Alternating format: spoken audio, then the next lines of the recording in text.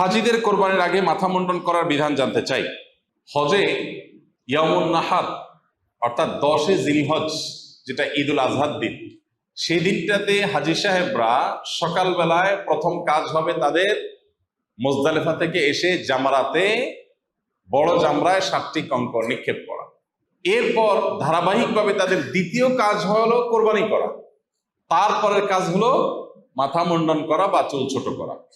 এই যে জামরাতে পাথর মারার পর কোরবানি, তারপরে মাথা মুন্ডন, এই যে ধারাবাহিকতা, এটা রক্ষা করা একদল ইমামের মতে, ওলামাদের মতে এটি ওয়াজিব, আবার অপর দল ওলামাদের মতে এটা ওয়াজিব না, এটা মুস্তাহাব বা সুন্নাহ। এখন যাদের মতে ওয়াজিব, যেমন ওলামায়ে আহনাফ বা হানাফি মাযহাবের মুফতাবিহি কওল অনুযায়ী এটা ওয়াজিব, ইমাম আবু হানিফা রাহমাতুল্লাহর মত অনুযায়ী এটা ওয়াজিব, এবং এটা সতর্কতামূলক মত হিসেবে এটার উপরে হানাফি মাযহাবের ফতোয়া। এখন কথা হলো, বর্তমানে হাজি সাহেবরা নিজেরা জামারাতে পাথর মারার পর কোরবানি করার পথ একরকম বন্ধ বললেই চলে। সৌদি আরবে সরকারিভাবে এটা নিষিদ্ধ।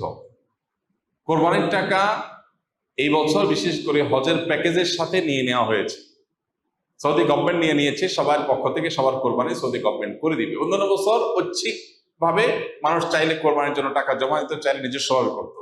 এবার একেবারে পরিপূর্ণভাবে সেই পথ বন্ধ করে দেওয়া হয়েছে। আর বিভিন্ন ছোট ছোট গ্রুপে 10 জন 20 জন 50 জনের কোরবানি করার যে পথ ছিল, সেই পথটা একেবারেই সৌদি গভর্নমেন্ট বন্ধ করেছে এবং এটা নিষিদ্ধ।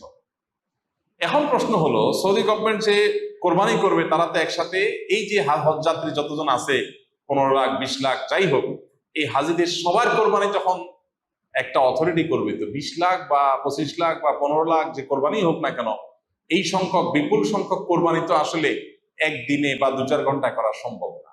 এটা আইয়ামুত তাশরিকের একেবারে আসর পর্যন্ত, বিকাল পর্যন্ত, এই টানা 3 দিন পর্যন্ত কোরবানি চলে। এখন প্রশ্ন হলো, কোরবানির এক পর্যন্ত তো মাথা মুন্ডন করা যাবে না হানাফি মাযহাব মুফতাবি কওল অনুযায়ী, ফতোয়া যে কওলের উপর আবু রাহমাতুল্লাহর কথার উপরে, তো সেটা অনুযায়ী তো 3 দিন পর্যন্ত ইহরামের কাপড়ে থাকা লাগবে। এটা তো কঠিন কাজ হাজী সাহেবদের জন্য। তো এই জন্য ওলামায়ে আহনাফের মধ্য থেকেই দারুল উলুম করাচি, জামিয়া বিন নূর টাউন সহ বড় বড় দারুল ইফতাগুলো ফতোয়া দিয়েছে যে এই বিষয়ে যেহেতু অন্য ইমামদের, ইমাম শাফি রাহিমাহুল্লাহ, ইমাম মালিক রাহিমাহুল্লাহ, এমনকি হানাফি মাযহাবের ইমাম আবু ইউসুফ, ইমাম মুহাম্মদ রাহিমাহুল্লাহ, এই সব জমহুর ইমামদের মতে যেহেতু এই তরতিব বা ধারাবাহিক রক্ষা করা ওয়াজিব না, এই ধারাবাহিকতা রক্ষা করা যেহেতু ওয়াজিব না, মুস্তাহাব, অতএব এটার খেলাফ করলে হজ যাত্রীর কোনো হজে অসুবিধা হবে না, এর জন্য কোনো দম আবশ্যক হবে না। বিধায় এই বছর বাংলাদেশ, পাকিস্তান, ইন্ডিয়া বা পৃথিবীর যে কোনো প্রান্ত থেকে হানাফি মাযহাবের ফলোয়ার যে সমস্ত হজ যাত্রীরা হজ করবেন, তারা যদি সৌদি গভর্নমেন্টকে যেহেতু দায়িত্ব দিয়ে দিয়েছে কোরবানির জন্য, তারা কখন করবে আমরা জানি না, তারা যদি এই দায়িত্ব দেওয়ার পর জামরাতে পাথর মারার পর মাথা চুল মুন্ডন করে ফেলেন, কোরবানি হয়েছে কিনা নিশ্চিত হওয়া ছাড়া, তারপরও তাদের হজ হয়ে যাবে ইনশাআল্লাহ, কোনো অসুবিধা হবে না এবং এর জন্য কোনো দম দিতে হবে না। আর অন্যান্য ওলামায়ে কেরাম, জমহুর বা সংখ্যাগরিষ্ঠ ইমামদের যে মত, যেটা মুস্তাহাব বা সুন্নাহ, ওয়াজিব না, তাদের মত অনুযায়ী কোনো অসুবিধাই নাই। বাহার কাইফ, সর্বাবস্থায় খোলাসা কথা হলো যে সাধারণ অবস্থাতে হানাফি মাযহাবের ওলামাদের মুফতাবি কওল যেটা, ফতোয়া যে কথার উপরে, সেটা হলো যে ধারাবাহিকতা রক্ষা করতে হবে। আগে জামরাতে পাথর মারা হবে, তারপরে কোরবানি হতে হবে, তারপরে মাথা মুন্ডন করতে হবে। এটা ব্যত্যয় করলে দম আসবে, এটা স্বাভাবিক অবস্থা। যেহেতু সে অবস্থা এখন নাই, কোরবানি আমাদের হাতে না, তারা কোরবানির দায়িত্ব নিয়েছেন এবং তারা করবেন, অনেকগুলো করবেন।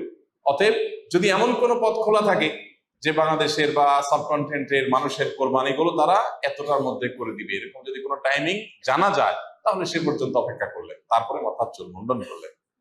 আর যদি সেটা জানা না যায় এবং সেটা যদি অনেক দীর্ঘমেয়াদী সময় হয়, এতক্ষণ টিকে থাকা কঠিন হয়, তাহলে সেক্ষেত্রে ওলামায়ে আহনাফের প্রসিদ্ধ দারুল ইফতাগুলোর ফতোয়া অনুযায়ীও এই আমলে, অর্থাৎ আপনার ধারাবাহিকতা রক্ষা না করলেও হজের কোনো ক্ষতি হবে না।